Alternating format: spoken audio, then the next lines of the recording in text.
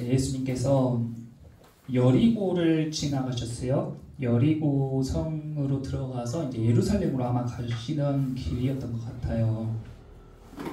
근데 예수님이 이 여리고란 마을에 온다는 소문이 들리자 그 동네에 있는 사람들이 싹 예수님이 지나가는 그 길목에 모인 거예요.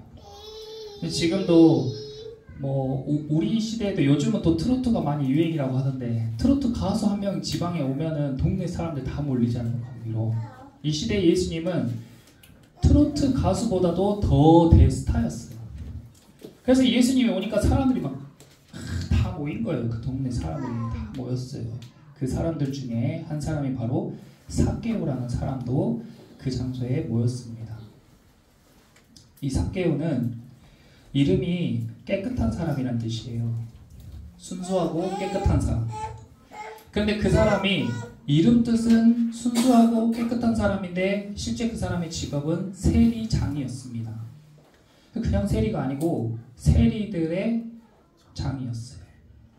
근데 이 당시에 세리들은요, 인식이 얼마나 안 좋냐면 몸을 파는 여인들과 세리를 동급으로 봤어요. 그 정도로 인간 이하 취급을 받던 사람들입니다. 지금으로 치면 세무서 직원들이에요. 그러니까 얼마나 공부도 잘하고 굉장히 중요한 직장이잖아요. 그런데 이 당시에는 왜 세리들을 이렇게 미워했냐면 로마의 식민지 시대였는데 이 로마 사람들이 이 세리들을 이용해서 세금을 착취하는 거예요.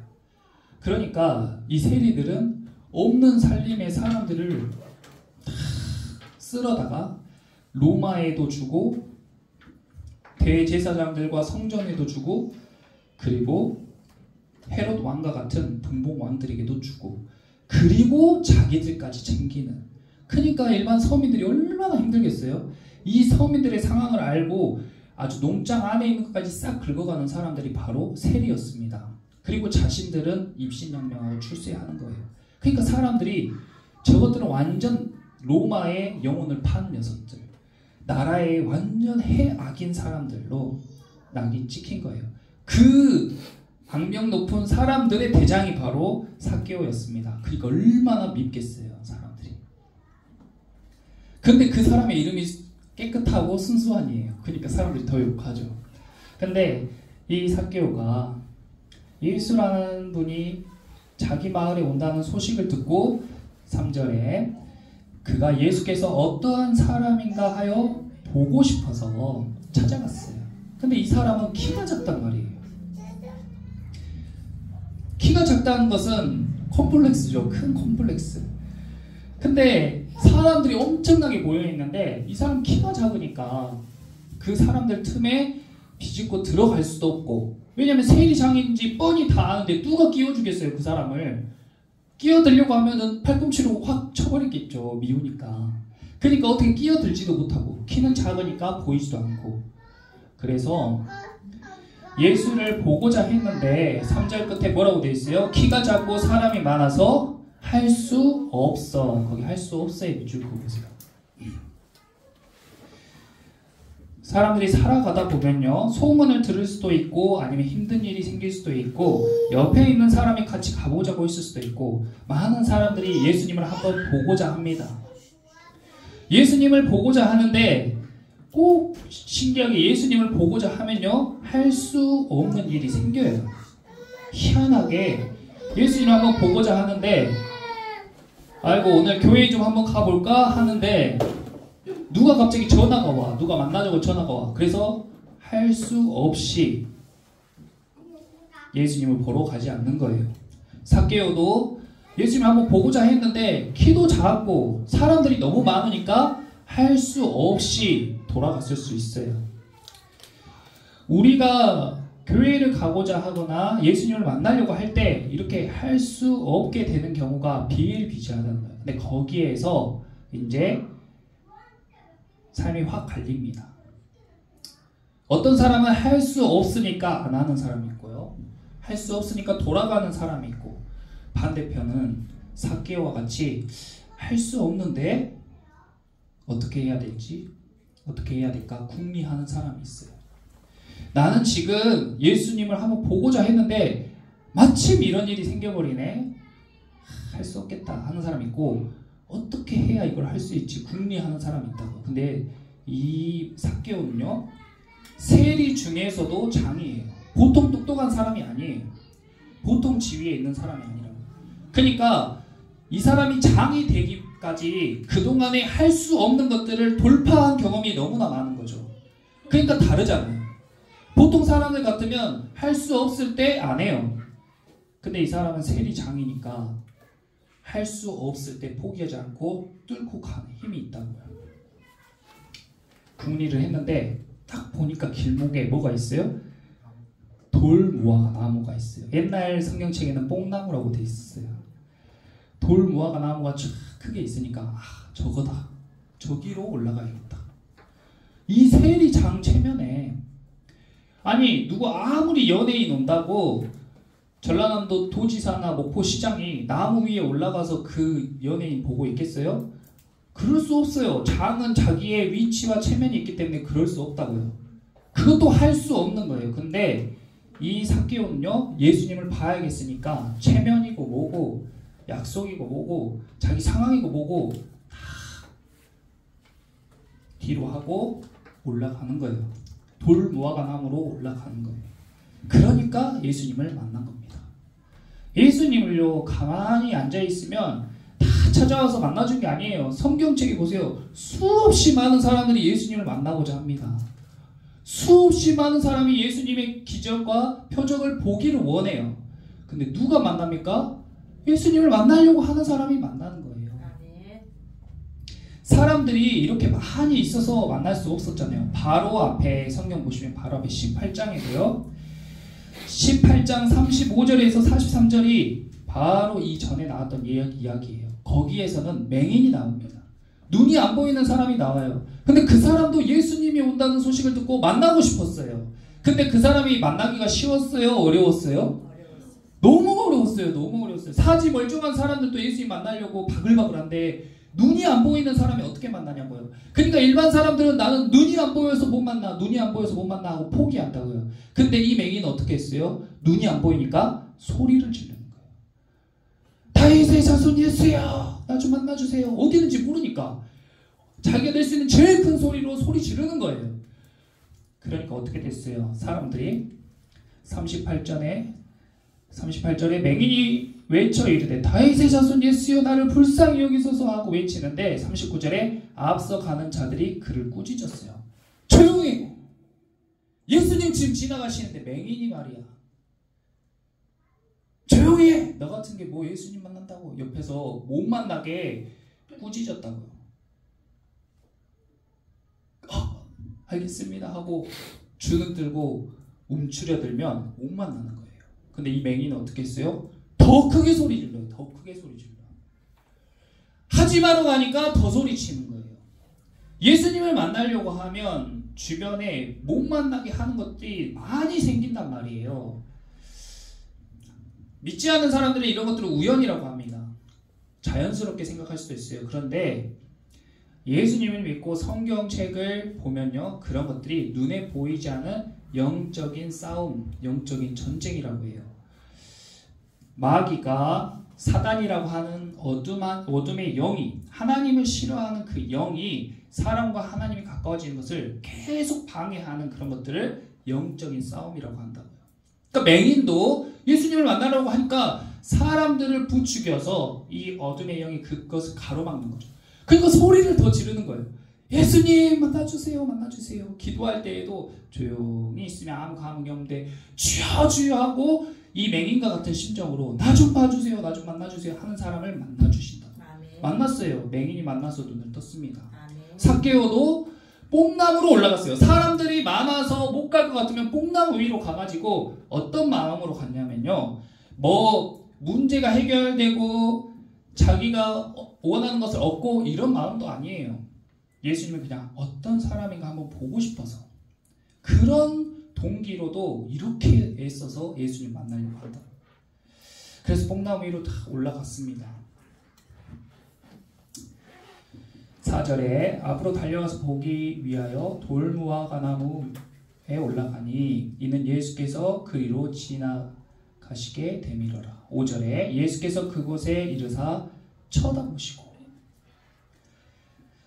예수님이 다 그곳에 지나가다가 사람들이 앞에 많이 있으니까 누가 고개 들어 봅니까? 막 지나가다가 갑자기 탁 서서 딱 보니까 딱 거기 있는 거예요.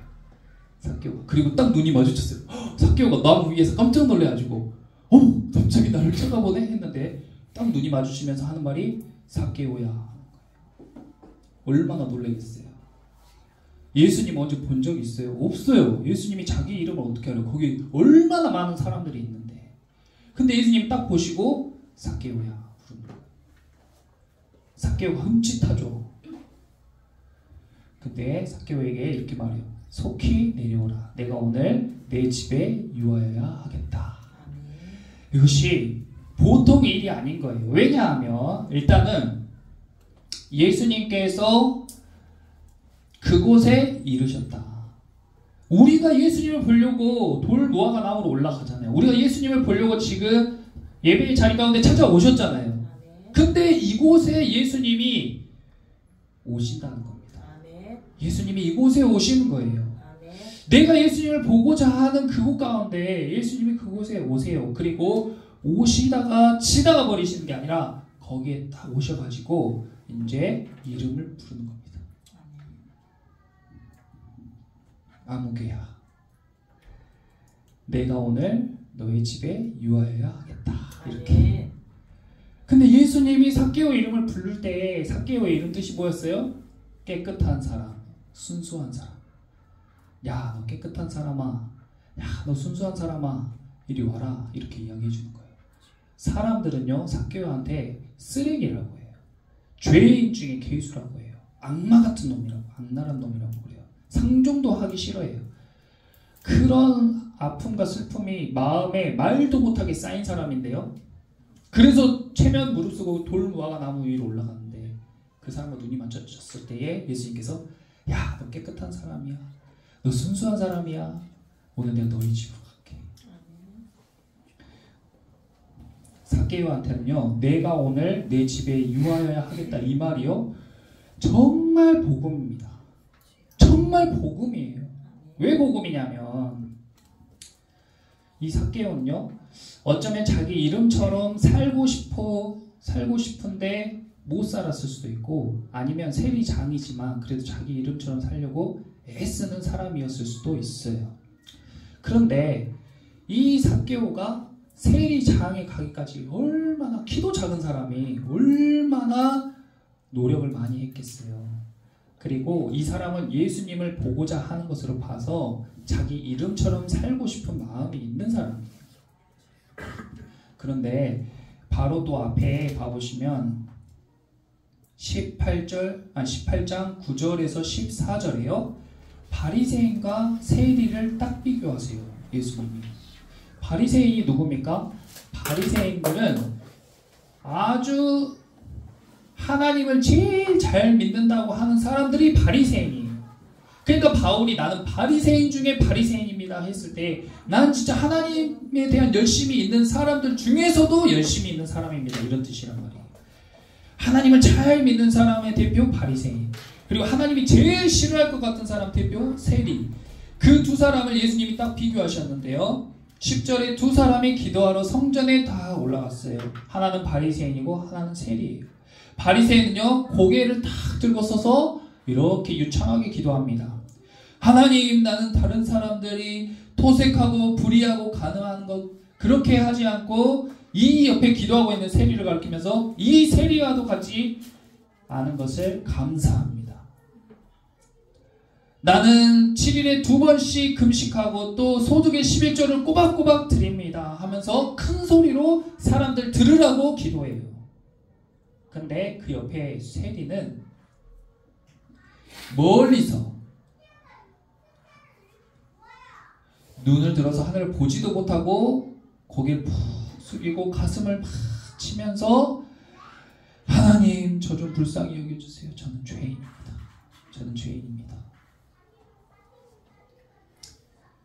다른 말을 못하고 그냥 가슴 치면서 저는 죄인입니다. 저 좀 불쌍하게 여겨주세요.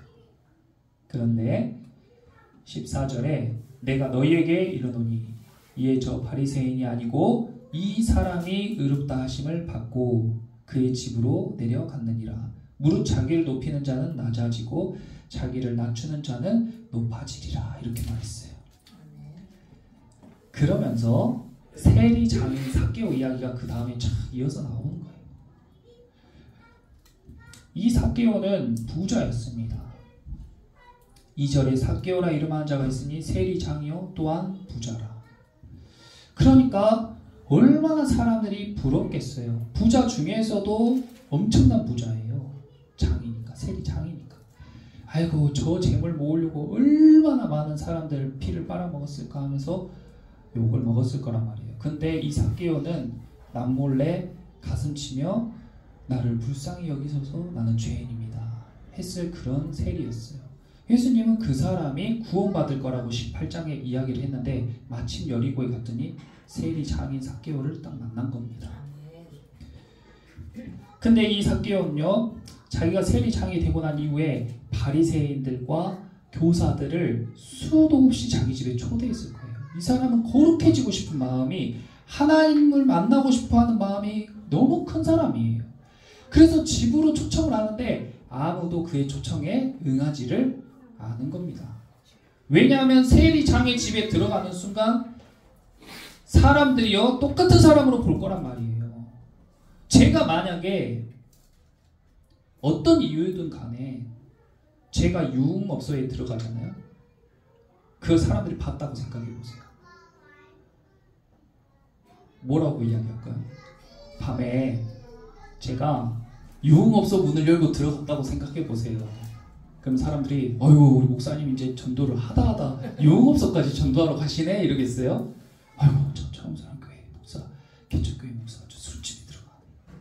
아이고 저 목사가 낮에는 그렇게 열심히 설교하더니 밤 되니까 술 먹으러 유흥업소 가네. 이렇게 소문 날 거 아니에요 사람들. 그러니까 바리새인들은 상종을 안 해요. 상종을. 세리장인 삭개오랑 아예 말도 안 섞어요. 그리고 사람들에게 세리장을 있는 말 없는 말로 모욕하면서 더 사람들로 하여금 세리장이 외롭고 쓸쓸해지게 고립되게 사람들을 부추깁니다. 그러면서 자기가 더 의로운 척하는 그런 사람들이 바리새인이에요. 그러면서 또 더 추악한 것은 뒤로는 다 받을 것을 받는다는 겁니다. 그런 게 바리새인이에요. 그런데 예수님은 정반대로 하시죠. 사람들이 뭐라고 하든지 말든지 나는 오늘 네 집에 유하여야겠다는 거예요.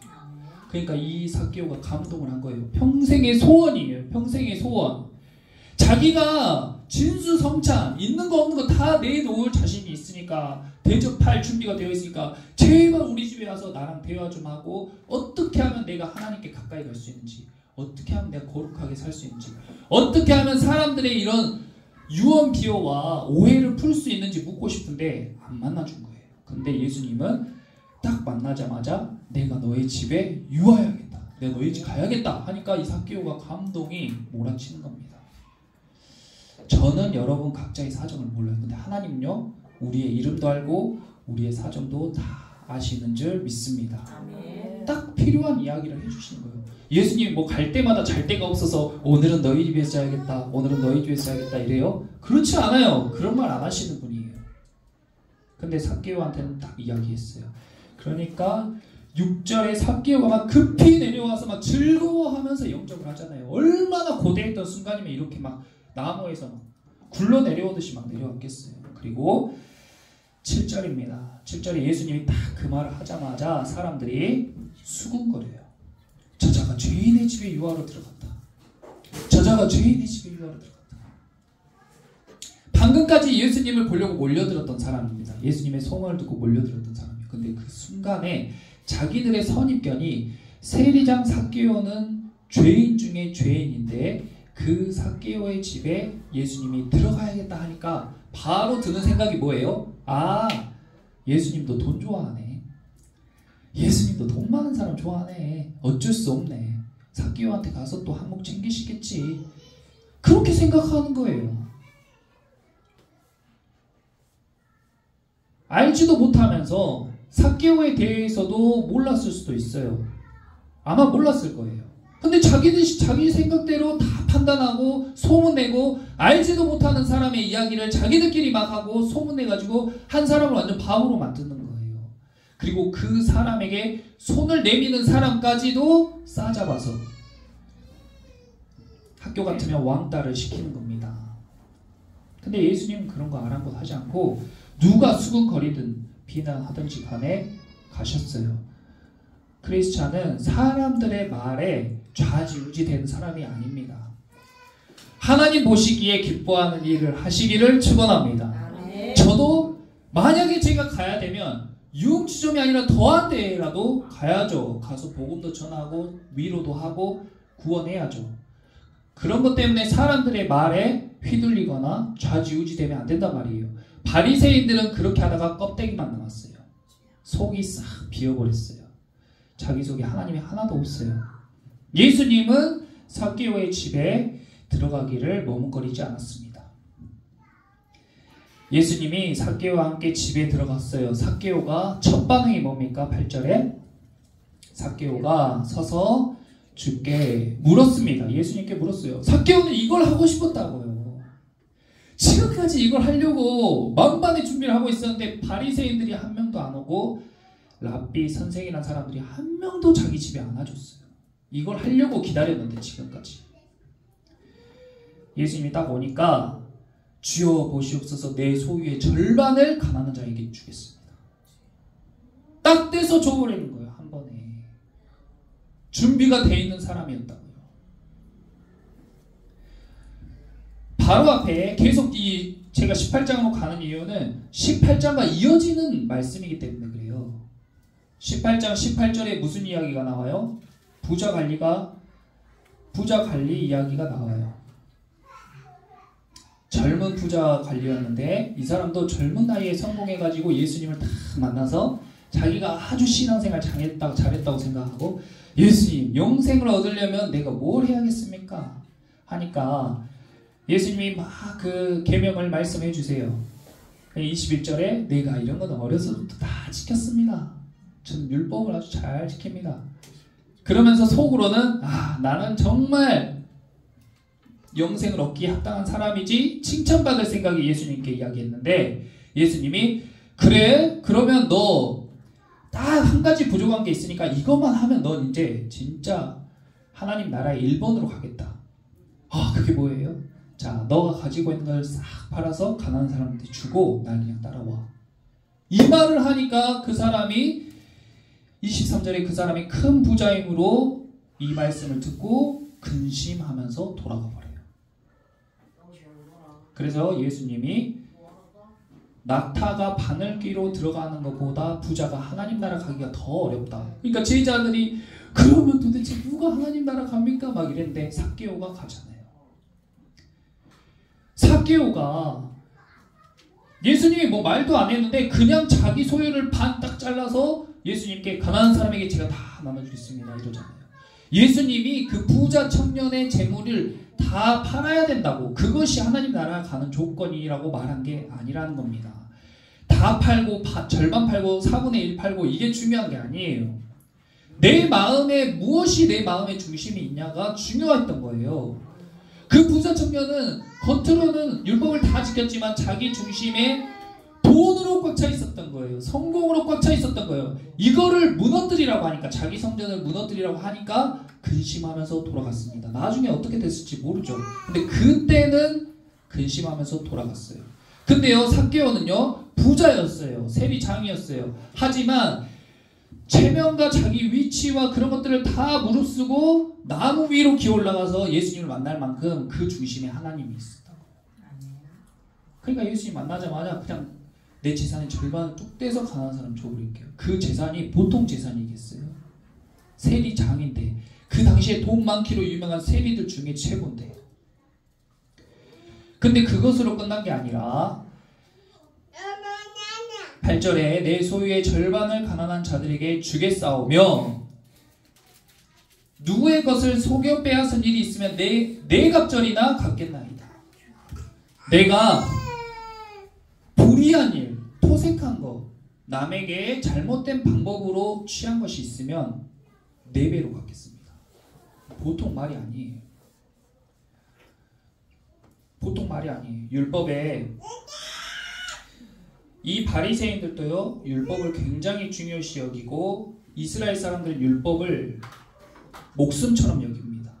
근데 그 모세오경 레위기에 율법에 보면 여호와께서 모세에게 말씀하여 이르시되 누구든지 여호와께 신실하지 못하여 범죄하되 곧 이웃이 맡긴 물건이나 전당물을 속이거나 도둑질하거나 착취하고도 사실을 부인하거나 남의 잃은 물건을 죽고도 사실을 부인하여 거짓 맹세하는 등 사람이 이 모든 일 중에 하나라도 행하여 범죄하면, 그러니까 잘못된 방법으로 재물을 취하면, 그러면 그 거짓 맹세한 모든 물건을 돌려보내되 곧 그 본래 물건의 5분의 1을 더해서 돌려보낼 것이니, 이렇게 돼 있어요. 5분의 1. 그 율법입니다. 네가 만약에 100만 원을 잘못된 방법으로 취했어. 그러면은 거기에 5분의 1을 더해서 120만 원으로 갚으라는 거예요. 하나님이 정해주신 거예요. 근데 삭개오가 어떻게 하겠다고 했어요? 4배로 갚는다고 했어요. 4배로 갚으면요, 거덜납니다. 근데 삭개오가 왜 이렇게 당당하게 말한 거예요? 그는 재물을 모을 때 불의한 방법으로 모으지 않았다는 거예요. 그는 키가 작았지만 열심히 공부했고 열심히 일했고 출등살등 열심히 한 죄밖에 없어요. 자기는 세리로서 자기 임무를 정직하게 수행하려고 애썼던 사람입니다. 그리고 정직한 방법으로 재물을 모았는데 사람들은 그의 속 마음을 알지도 못하면서 그가 부자인 것을 보고 그가 세리장인 것을 보고 그냥 비난하는 거예요. 그냥 상종을 안 하는 거예요. 그냥 판단하는 거예요. 그러니까 그 사람이 성공했지만 그 마음에 사무친 원한, 원통함, 억울함, 풀고 싶어하는 마음, 이런 게 얼마나 간절했겠어요. 근데 바리새인과 종교 지도자와 선생이라는 사람들이 그걸 해줘야 되는데 그걸 안 해줬다고 지금까지. 근데 예수님이 딱 만나자마자 내가 너네 집에 가야겠다. 그러니까 삭개오가 물 만난 고기처럼 제 재산의 절반도 주고, 내가 만약에 사람들이 말한 것처럼 불의하게 내가 재산 모은 게 있으면 4배로 갚을게요. 2배도 아니고 3배도 아니고 4배. 없다는 거예요. 그것은. 그러니까 예수님께서 그 삭개오에게 오늘 구원이 이 집에 이르렀으니 이 사람도 아브라함의 자손임이로다. 이것이 삭개오의 회개입니다. 회개는 말로만 막 하는 그건 회개가 아니에요. 말로만 막 잘못했습니다, 잘하겠습니다, 이건 회개가 아니라고요. 삭개오가 회개의 정석을 보여준 거예요. 난 정직하게 일했지만 내 일이 법적으로는 하자가 없지만 그래도 사람들의 마음을 아프게 하고 사람들이 눈물 흘리게 했으니 내가 모은 재산의 절반을 힘들고 어렵고 가난한 사람에게 주고 내가 잘못한 것이 있다면 4배로 갚겠습니다. 이것이 회개예요. 주님, 제가 이런 것이 부족했습니다. 주님, 제가 이런 걸 잘못했습니다. 그러면 깨달았으면, 고백했으면 돌아서서 바른 길로 가는 것까지가 회개입니다. 주님, 제가 지금까지 주님 모르고 살았는데 용서해 주세요. 이제는 정말 주님께 예배하는 예배자로 살아가겠습니다. 그리고 예배의 자리에 잘 오고 찬양하고 기도하지 않았는데 주님께 이제 기도하겠습니다. 기도하고 나 지금까지 어렵고 힘든 사람 내 주위에 너무 많았는데 내가 외면했는데 이제는 조그만 거라도 돕겠습니다. 돕고 주님, 저는 평생 저만 구원받으면 되는 줄 알고 제가 나만 열심히 신앙생활 했는데 이제 보니 제가 증인의 삶을 살아야 된다는 거 알았습니다. 제 이제부터 전도하겠습니다. 사람들 함께 구원받을 수 있게 힘쓰겠습니다. 했으면 그렇게 하는 것까지가 회개예요. 그래서 삭개오가 회개의 정석을 오늘 보여준 겁니다. 그랬더니 예수님께서 너는 언젠가 구원받을 거야. 넌 앞으로 구원받을 거야가 아니고 오늘, 지금, 이때 바로 너에게 구원이 임했다라고 이야기하는 겁니다. 내가 회개하는 그 순간 세례 요한과 예수님이 똑같이 말했어요. 회개하라, 천국이 가까이 왔느니라.